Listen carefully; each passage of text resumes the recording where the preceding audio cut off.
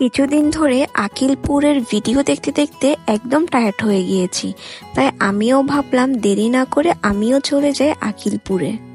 আসসালামু আলাইকুম, hello everyone, কি খবর সবার? আশা করি সবাই ভালো আছেন। আজকে আরো একটি নতুন ব্লগ নিয়ে চলে আসলাম। আজকে চলে আসলাম আকিলপুর সি বিচে। ফার্স্টেই বলি, আকিলপুর সি বিচে আসার সময় যে রোডটা রয়েছে একদম চিপা রোড, বলতে গেলে একদমই ছোট। একটা গাড়ি গেলে আরেকটা গাড়ি অপর সাইড থেকে আসতে অনেক কষ্ট হয়ে যায়। চিপা চাপা রোড পার করেই আমরা ফাইনালি বিচে চলে আসি। বিচটা মোটামুটি বেশ বড়সড়ই আছে। আমরা যখন আসি তখন অলমোস্ট বিকাল হয়ে যায়, যার কারণে সানসেটটাও দেখার সুযোগ পাই।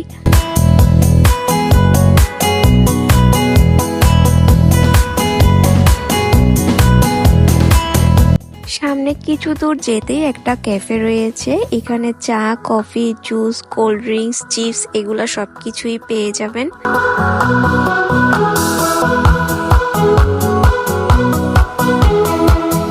এরপরে একটা বড় এরিয়া নিয়ে একটা রেস্টুরেন্ট করা হয়েছে, আর এখানে বিভিন্ন রকমের কালারফুল চেয়ার দিয়ে পুরো রেস্টুরেন্টটাকে সাজানো হয়েছে।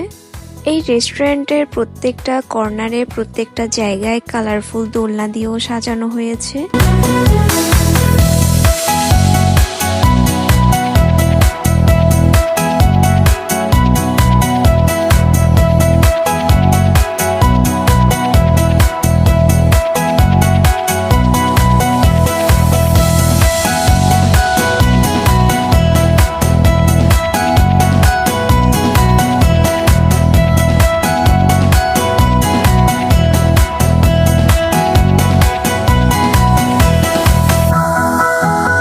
শুধু একটা রেস্টুরেন্ট না, আপনারা যত সামনের দিকে যাবেন তত আপনারা 3-4টা রেস্টুরেন্ট দেখতে পারবেন। যেহেতু আমরা শীতকালে গিয়েছিলাম, এখানে একজন খেজুর গাছ থেকে রস সংগ্রহ করছে।